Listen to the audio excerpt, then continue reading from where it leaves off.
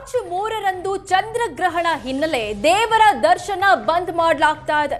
ಮಂಗಳವಾರ ಮಧ್ಯಾಹ್ನ 3:18ರಿಂದ ಸಂಜೆ 6:48ರವರೆಗೆ ಗ್ರಹಣ ಕಾಲ ಇರಲಿದೆ.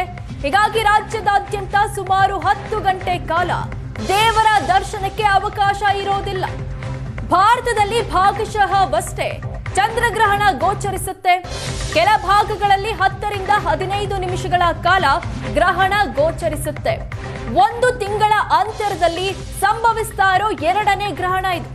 ಫೆಬ್ರವರಿ 17ರಂದು ಸಂಪೂರ್ಣ ಸೂರ್ಯಗ್ರಹಣ ಸಂಭವಿಸಿತ್ತು. ಇದೀಗ 15 ದಿನಗಳ ಅಂತರದಲ್ಲಿ ಸಂಭವಿಸ್ತಾ ಇರೋ 2ನೇ ಗ್ರಹಣ ಇದಾಗಿದೆ. 10 ಗಂಟೆಗಳ ಕಾಲ ರಾಜ್ಯದ ಬಹುತೇಕ ದೇಗುಲಗಳನ್ನ ಹೀಗಾಗಿ ಬಂದ್ ಮಾಡಲಾಗ್ತಾ ಇದೆ. ಈ ವರ್ಷದ 2ನೇ ಗ್ರಹಣ ಇದು. ಮೊದಲ ಚಂದ್ರಗ್ರಹಣ.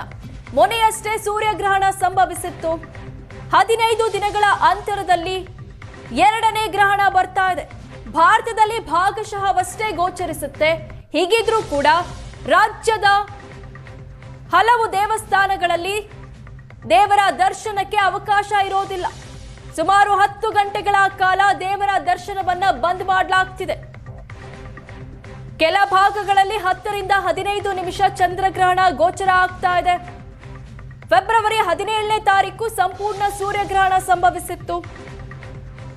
ಈಗ 15 ದಿನಗಳ ಅಂತರದಲ್ಲಿ ಮೊದಲ ಪೂರ್ಣ ಚಂದ್ರಗ್ರಹಣ ಸಂಭವಿಸ್ತಾ ಇದೆ. ಈ ವರ್ಷದ 2ನೇ ಗ್ರಹಣ ಆದ್ರೆ ಮೊದಲ ಚಂದ್ರಗ್ರಹಣ ಇದು.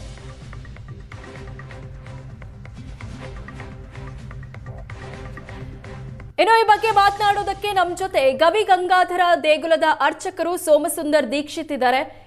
ಅರ್ಚಕರೇ ನಮಸ್ಕಾರ. ನಮಸ್ಕಾರ. ಅರ್ಚಕರೇ, ವರ್ಷದ 2ನೇ ಗ್ರಹಣ ಆದ್ರೆ ಮೊದಲ ಚಂದ್ರಗ್ರಹಣ. ಈ ಗ್ರಹಣದ ಪ್ರಭಾವ ಹೇಗಿರುತ್ತೆ? ಭಾರತದಲ್ಲಿ ಗೋಚರವಾಗುತ್ತಾ ಇದು? ಭಾರತದಲ್ಲಿ ಕೆಲವು ನಿಮಿಷಗಳು ಮಾತ್ರ ಗೋಚರವಾಗುತ್ತೆ.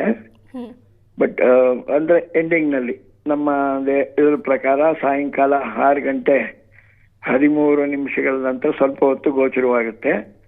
ಬಟ್ ಆದ್ರೆ ಅದರ ಎಫೆಕ್ಟ್, ಗ್ರಹಣದ ಎಫೆಕ್ಟ್ ನಡೀತಾನೆ ಇರುತ್ತೆ. ಮಧ್ಯಾಹ್ನ 3:30ಕ್ಕೆ ಆರಂಭವಾಗಿ ಸಾಯಂಕಾಲದವರೆಗೂ ಇರುವಂತ ವೈಶಿಷ್ಟ್ಯವಾದ ಕೇತುಗ್ರಸ್ತ ಚಂದ್ರಗ್ರಹಣ. ಅರ್ಚಕರೇ, ಈ ಗ್ರಹಣದ ಪ್ರಭಾವ ಹೇಗಿರುತ್ತೆ? ಈಗ ಸಾಮಾನ್ಯವಾಗಿ ನಾವು ಸ್ವಲ್ಪ ಹೊತ್ತೇ ಕಾಣಿಸುತ್ತೆ ಅಂದ್ರೆ ಅದ್ರ ಪ್ರಭಾವ ಇಲ್ಲ ಅಂತ ಹೇಳಕ್ ಆಗೋದಿಲ್ಲ. ಯಾಕೆಂದ್ರೆ ಗ್ರಹಣ ಆದ್ರೆ ಸ್ವಲ್ಪ ಹೊತ್ತಿರ್ಲಿ ಜಾಸ್ತಿ ಹೊತ್ತಿರ್ಲಿ ಅದು ಗ್ರಹಣದ ಎಫೆಕ್ಟ್ ಇದ್ದೇ ಇರುತ್ತೆ.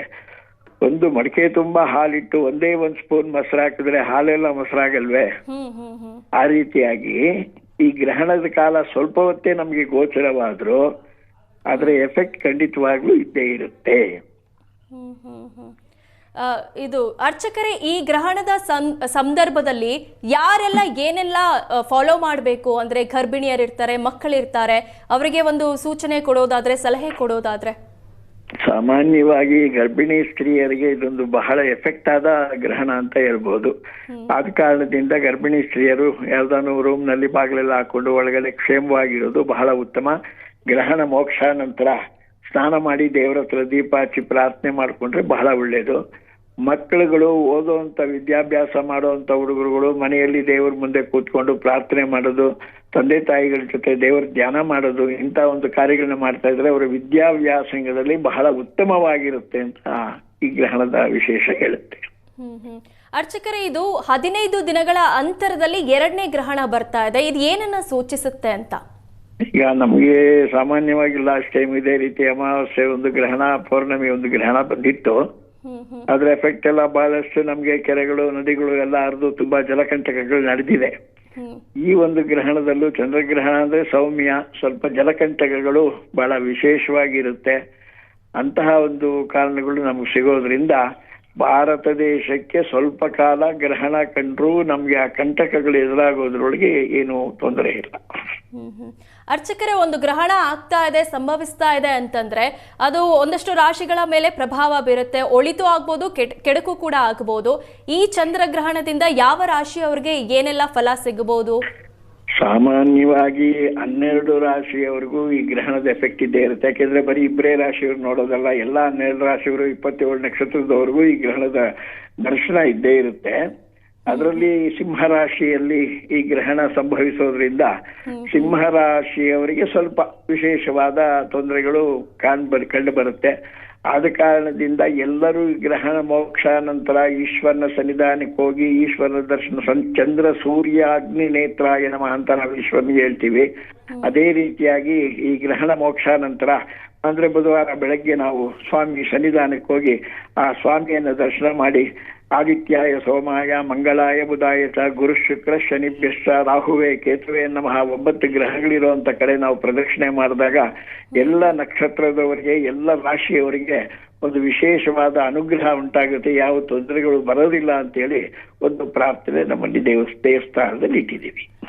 ಓಕೆ, ಧನ್ಯವಾದ ಸೋಮ್ ಸುಂದರ್ ದೀಕ್ಷಿತ್ ಅವರೇ, ಏಷ್ಯಾನೆಟ್ ಸುವರ್ಣ ನ್ಯೂಸ್ ಜೊತೆ ಮಾತನಾಡಿದ್ದಕ್ಕೆ.